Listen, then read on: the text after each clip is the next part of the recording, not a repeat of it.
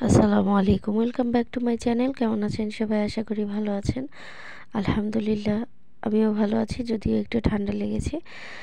তো যাই হোক, ক্যাপশন দেখে নিশ্চয়ই বুঝতে পারছেন আজকে আপনাদের সাথে কী শেয়ার করব।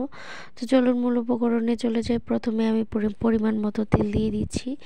তেল দিয়ে হচ্ছে পরিমাণ মতো পেঁয়াজ, পরিমাণ মতো বেশ কিছু কাঁচামরিচ দিয়ে দিব। যদিও আমি আজকে কাঁচামরিচ দিয়ে রান্না করছি, কোনোভাবেই আমি গুঁড়া মরিচ ইউজ করব না। তো হালকা একটু ভেজে নিয়ে পরিমাণ মতো লবণ আর হচ্ছে একটু নেড়ে চেড়ে তারপর হলুদের গুঁড়া দিয়ে দিব। একটু পানি দিয়ে হলুদের গুঁড়া দিয়ে দিব আর হচ্ছে ধনিয়া গুঁড়ো দিয়ে দিব।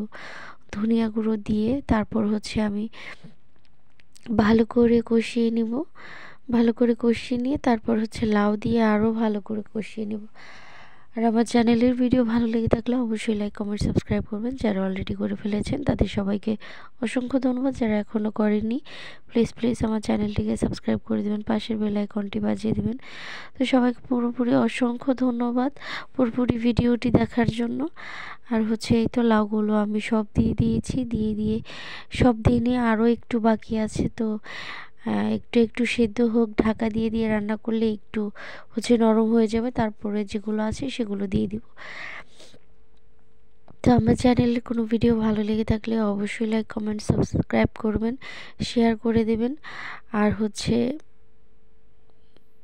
অবশ্যই আমার পাশে থাকবেন, আমার চ্যানেলের পাশেই থাকবেন। সবাই সাপোর্ট করবেন, দোয়া করবেন, অবশ্যই দোয়া করবেন সবাই। তো 2 বছর ধরে কাজ করছি, তারপরেও 1000 সাবস্ক্রাইবার বানাতে পারিনি।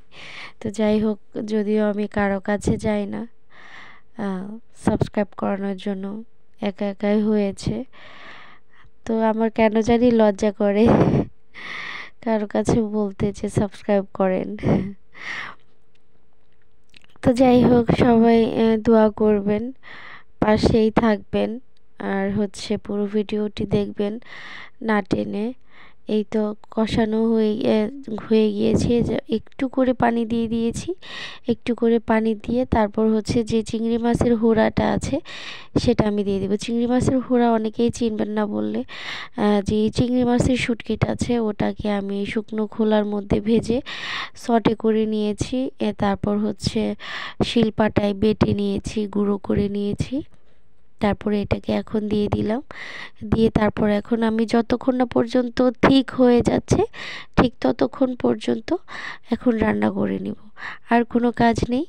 তো এটাকে ঢেকে ঢেকে আমি কিছুক্ষণ রান্না করে নিব, তারপরে হয়ে যাবে, কমপ্লিট হয়ে যাবে। লবণ চেক করে নিতে পারেন। তো আমি অনেক সময় করি, অনেক সময় করি না। আর রান্না করতে করতে একটা আইডিয়া চলে এসেছে। তো যাই হোক, বাসায় ধনেপাতা নেই, তো গাছ থেকেই 2টো ধনেপাতা উঠিয়ে নিয়ে দিয়েছি জাস্ট ফ্লেভারের জন্য, আর কিছু না। আর হচ্ছে এই তো দেখতে পাচ্ছেন হয়ে গিয়েছে, যদিও কালারটা বোঝা যাচ্ছে না রোদের কারণে, প্রচণ্ড রোদ। আর হচ্ছে কালারটা মাশাআল্লাহ খুবই ভালো ছিল। ভালো থাকবেন, সুস্থ থাকবেন। পরবর্তী ভিডিও দেখার আমন্ত্রণ জানিয়ে আজকের মতো এখানেই বিদায় নিচ্ছি। আসসালামু আলাইকুম।